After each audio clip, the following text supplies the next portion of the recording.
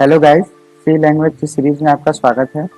पिछली वीडियो हमने सी लैंग्वेज के इंट्रोडक्शन को देखा था और इसके हिस्ट्री को भी देखे थे कि आखिर इसके पीछे हिस्ट्री क्या था और इसको कुछ बेसिक इंट्रोडक्शन के बारे में बात किए थे। और ये जो हमारा आज का वीडियो है इसमें सी लैंग्वेज का पार्ट 2 है जो कि इंट्रोडक्शन को बताता है। तो चलिए हम शुरू करते हैं आज का जो वीडियो है और इसमें देखते हैं कि आखिर क्या रीजन है कि सी लैंग्वेज इतनी इम्पोर्टेंट है और एक स्टूडेंट के लिए क्या रीजन है कि सी लैंग्वेज से ही स्टार्ट करना चाहिए, क्यों नहीं जो लेटेस्ट लैंग्वेजेस चल रही हैं उससे स्टार्ट करने की बजाय हम सी लैंग्वेज को चुनते हैं। आप किसी भी कॉलेज में देखेंगे तो जो हमारा जो प्रोग्रामिंग का स्टार्टिंग होता है वो सी लैंग्वेज से ही स्टार्ट होता है। इन सारी चीज़ों को हम इस वीडियो में कवर करेंगे। तो चलिए दोस्तों चलते हैं आज के इस वीडियो में।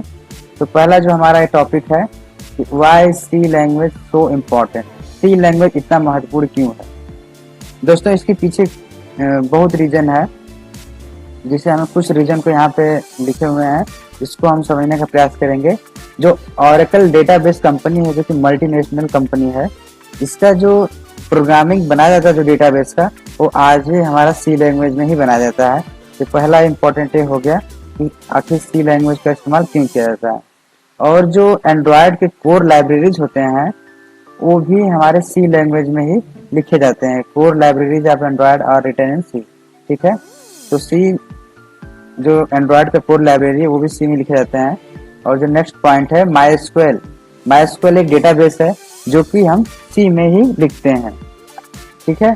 तो और जो नेक्स्ट पॉइंट है ऑलमोस्ट एवरी डिवाइस ड्राइवर जैसे आपका लैपटॉप है उसमें पेन ड्राइव आप इंसर्ट करते हैं तो ऑटोमेटिक उसको रीड करता है। तो उसके पीछे कुछ इनबिल्ट डिवाइस ड्राइवर होते हैं और मान लीजिए वो ड्राइवर आप इंस्टॉल नहीं तो आपको अलग से इंस्टॉल करना पड़ेगा। तो उसके पीछे जो वर्क चल रहा है वो डिवाइस ड्राइवर ही चल रहा है। तो जो डिवाइस ड्राइवर बनाए जाते हैं वो सी लैंग्वेज में ही लिखे जाते हैं। और जो वेब ब्राउजर होते हैं जैसे गूगल हो गया, गूगल क्रोम हो गया और मोजिला फायरफॉक्स हो गया, ये जो इसके कुछ मेजर पार्ट होते हैं वो भी हम सी में ही लिखते हैं। तो ये सब रीजंस हैं कि सी लैंग्वेज का इम्पोर्टेंट क्या है। और जो सी लैंग्वेज है ये दुनिया की सबसे ज़्यादा यूज होने वाली लैंग्वेजों में से एक है। C is the world most popular programming language, ठीक है। यदि एक सर्वे के हिसाब से स्टैक ओवरफ्लो के हिसाब से माना जाए कि दुनिया में सबसे ज़्यादा इस्तेमाल होने वाली लैंग्वेज कौन सी है तो पहले नंबर पर जो आता है वो जावा स्क्रिप्ट है, ठीक है।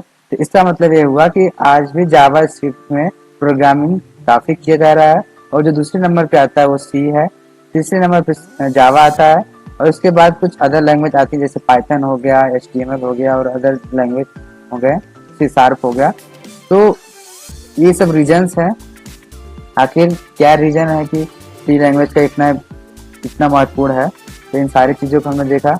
और एक स्टूडेंट के लिए जो सी लैंग्वेज इतना इम्पोर्टेंट क्यों होता है कि उसको किसी भी कॉलेज में या किसी भी प्रोग्रामिंग सीखने से पहले उसको सी लैंग्वेज के बारे में ही बताया जाता है।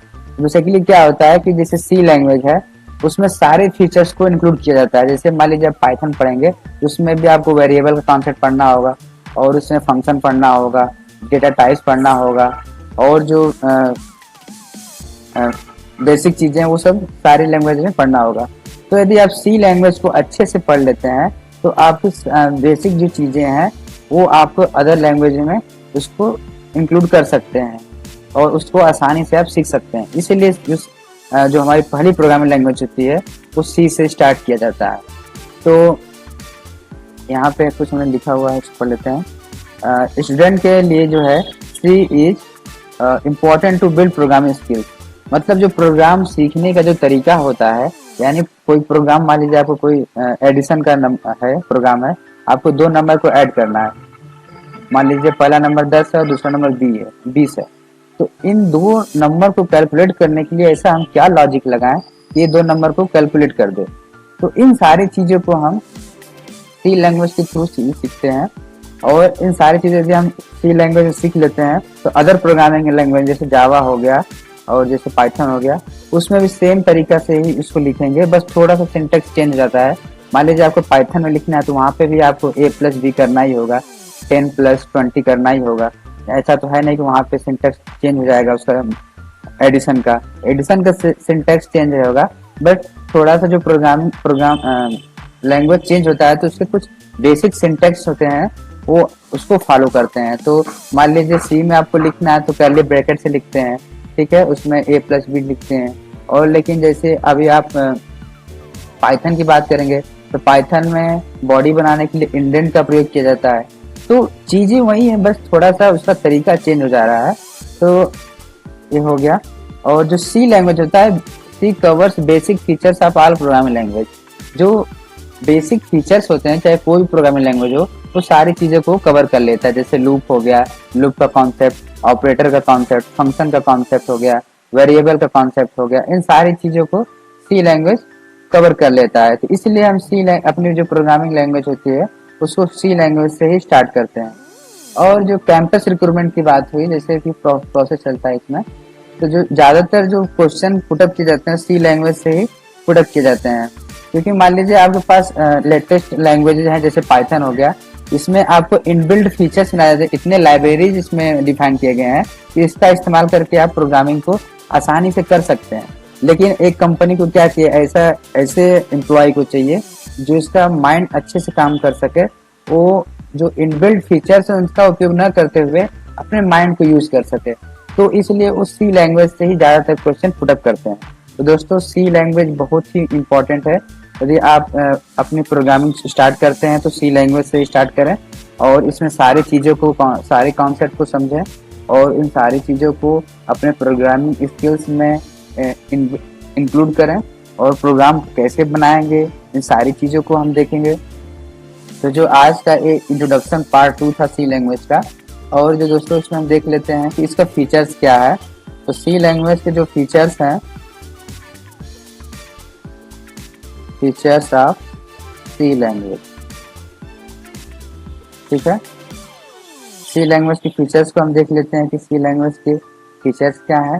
जैसे हमारे फीचर्स क्या होता है, जैसे आप मोबाइल लेने गए तो मोबाइल लेने जाते हैं तो आप देखते हैं उसके फीचर्स क्या है, कितने जीबी रैम है, कितना जीबी रोम है, और उसका कितने मेगापिक्सल का कैमरा है, और उसका डिस्प्ले साइज क्या है। तो सारी चीज़ों को, फीचर्स को देखते हैं उसके बाद ही मोबाइल को लेते हैं, ठीक है। तो इससे ही हमारे जो सी लैंग्वेज के कुछ बेसिक फीचर्स हैं, तो इसको हम देख लेते हैं कि फीचर्स क्या है। पहली बात तो ये सिंपल होता है, ठीक है, इसको सीखना आसान होता है सी लैंग्वेज को। ये हमारी पहली प्रोग्रामिंग लैंग्वेज होती है, तो इसलिए हम सारे कॉन्सेप्ट को समझेंगे। तो ये हमारा ये सी लैंग्वेज सिंपल होता है। और जो दूसरा पॉइंट बात आती है, ये पोर्टेबल है,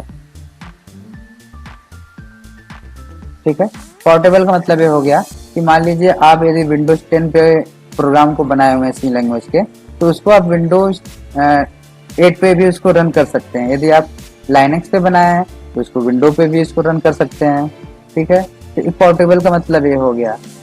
और तीसरी बात है इसमें लाइब्रेरी,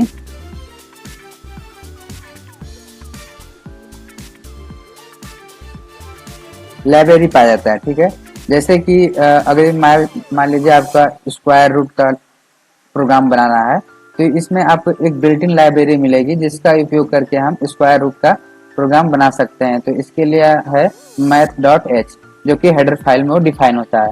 तो इसमें ज़्यादा से ज़्यादा बिल्ट इन लाइब्रेरी पाई जाती है जिसका यूज हम प्रोग्राम बनाते समय करेंगे तो और अच्छे से आप क्लियर हो जाएंगे।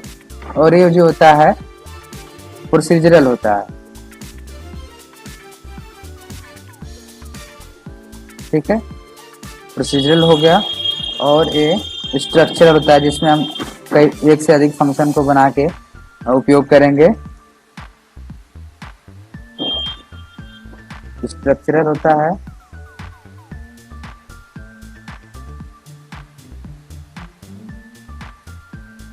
और इसकी स्पीड ज़्यादा होती है, ठीक है। जैसे मान लीजिए आपका जो पाइथन हो गया, तो वो आपका इंटरप्रेटर का इस्तेमाल करता है, लाइन बाय लाइन एग्जीक्यूट करता है, ठीक है। लेकिन जो हमारा सी लैंग्वेज हो गया, तो सारे सोर्स कोड को एक ही बार कंपाइल कर लेता है, जिससे क्या होता है कि मतलब पूरे कोड को एक ही बार रीड कर लिया और जो हम जो लिखे हैं, ये जो उसको लेटर्स में, उसको मशीन कोड में कन्वर्ट कर देता है 0 और 1 में। कोई भी प्रोग्राम, जैसे मान लीजिए हम जो लिखते हैं, यहाँ पे मान लीजिए लिखे हैं हमने अपने कंप्यूटर में ए लिखा, बी लिखा, सी लिखा, लेकिन कंप्यूटर ए नहीं समझता है ए बी सी क्या है। उसको बस दो ही चीज समझ में आता है, या तो 0 या फिर 1। इसको हम बाइनरी नंबर बोलते हैं। तो कंप्यूटर 0 1 को ही समझता है। तो जो सोर्स कोड लिखे रहते हैं हम उसको कुछ सिंबल्स, कुछ ऑपरेटर, कुछ वर्ड, कुछ सिंटैक्स लिखे रहते हैं, लेकिन उसको जो कंपाइलर उसको नहीं समझ कंप्यूटर उसको नहीं समझता है। तो हमको एक कंपाइलर की आवश्यकता होती है जो हमारे सोर्स कोड को मशीन कोड में कन्वर्ट कर सके, 0 1 के फॉर्म में कन्वर्ट कर सके। तो उसको हम कंपाइलर बोलते हैं। ठीक है, तो दोस्तों इस तरह हमने आज की वीडियो में कवर किया कि बेसिक जो इंट्रोडक्शन है सी लैंग्वेज का, ये पार्ट 2 था। इसमें हमने ये क्यों इम्पोर्टेंट है इसको हमने कवर किया, और एक स्टूडेंट के लिए सी लैंग्वेज का क्या महत्व है इसको भी हमने देखा। ठीक है, और इसके फीचर्स को भी देखा, सी लैंग्वेज का फीचर्स क्या है। ये सिंपल होता है सीखने के लिए, पोर्टेबल होता है, इसमें बिल्ट इन लाइब्रेरी ज़्यादा पाई जाती हैं। ठीक है, और ये प्रोसीजरल होता है, स्ट्रक्चरल होता है, और इसकी स्पीड सी लैंग्वेज की ज़्यादा होती है अदर प्रोग्रामिंग लैंग्वेज की तुलना में। ठीक है, तो दोस्तों ये वीडियो आपको कैसा लगा कमेंट सेक्शन में ज़रूर बताएं। यदि ये वीडियो आपको अच्छा लगा तो इसको लाइक करें और अपने दोस्तों के साथ भी शेयर करें। मिलते हैं अपने नेक्स्ट वीडियो में, और हम नेक्स्ट वीडियो में बात करेंगे कुछ बेसिक चीज़ों को जो कि सी लैंग्वेज को सीखने के लिए बहुत ही इम्पोर्टेंट होता है। जैसे कि मान लीजिए कि सी लैंग्वेज बनाने के लिए, प्रोग्राम बनाने के लिए आप कौन सा कोड IDE इस्तेमाल करेंगे, जैसे देवसी हो गया, या फिर देवसी हो गया, कोड ब्लॉक हो गया, या फिर विजुअल VS कोड हो गया। ठीक है, तो इन सारी चीज़ों को हम देखेंगे और सारे प्रोसेस को भी समझेंगे कि आखिर एक जो सोर्स कोड है वो कैसे exe फाइल में कन्वर्ट हो रहा है, आखिर उसके पीछे क्या लॉजिक लग रहा है, इन सारी चीज़ों को देखेंगे। तो दोस्तों ये हमारा पहला और दूसरा वीडियो सी लैंग्वेज की इंट्रोडक्शन के बारे में था, और नेक्स्ट वीडियो जो आएगा हमारा उसमें हम बात करेंगे कुछ बेसिक चीज़ों को जो सी लैंग्वेज को बनाने के लिए बहुत ही इम्पोर्टेंट होता है। मिलते हैं दोस्तों नए नेक्स्ट वीडियो में, तब तक के लिए धन्यवाद।